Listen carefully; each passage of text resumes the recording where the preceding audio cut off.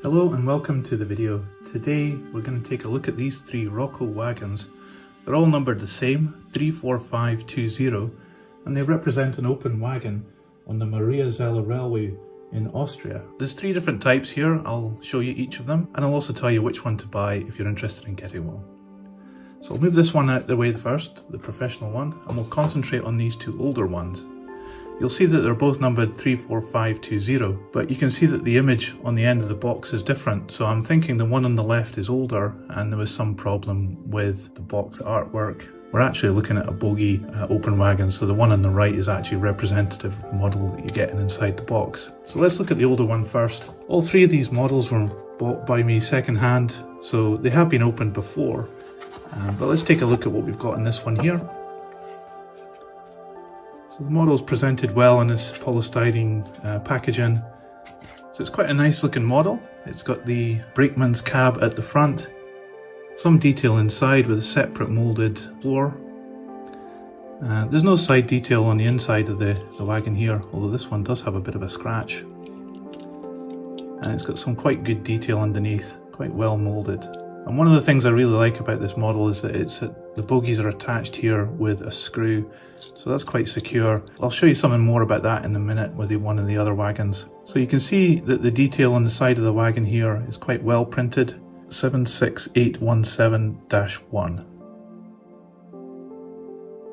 Okay, so this is the next one, 34520 with the proper image on the end of the box. Let's see what we got in here. So this model hasn't had its brakeman's cab fitted, so you can see that's here in this extra little bag. And we've got some other couplings in there as well. We've also got the little card showing who inspected this. So this is very similar to the other model. You can see what it's like without the brakeman's cab. But other than that, it's exactly the same, apart from the printing on the side. So this one you can see is numbered 76801. But other than that, it's almost identical. The wheels are a darker shade to the older one. So now let's take a look at the Roco Professional version of this wagon. Again, it's numbered 34520. This is a more recent release of this model. So inside again, got some spare couplings, got an instruction sheet, the packing slip, and the wagon itself. But I do see, unfortunately, this one's had a little bit of damage in transit. We have the steps broken on this one, so I'll need to glue those back on, but for the time being, well, let's have a look at this wagon anyway.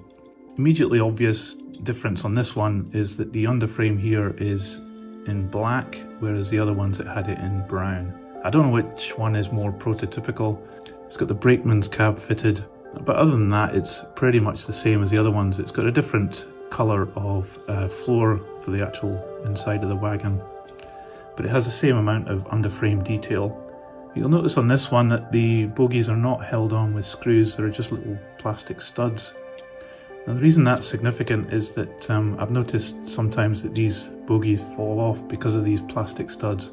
They don't seem to fall off on the older ones with the screws, so maybe this was a decision to make the model easier to manufacture, or maybe cheaper to manufacture, or something like that. But you will find it that these studs come out.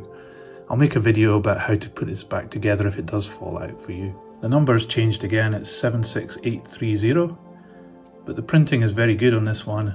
You can see that all the little numbers and logos are very well printed. So here we have all three models, but which one should you buy? Well, if they were all priced the same, I would say go for the Roco Professional. It's definitely a more modern wagon and it looks smarter with the black underframe. You also get the silver roof on the brakeman's cab, and the printing is very, very good on the side of the wagon. But it does suffer from these studs on the bogies that can sometimes come apart. It shouldn't be a problem if you look after your models. If the price was more expensive for the professional one, I don't think it's worth that much more over this middle one. It's got similar, very well printed graphics on the side. It doesn't have the black underframe. I don't know whether that's important to you or not. It wouldn't bother me.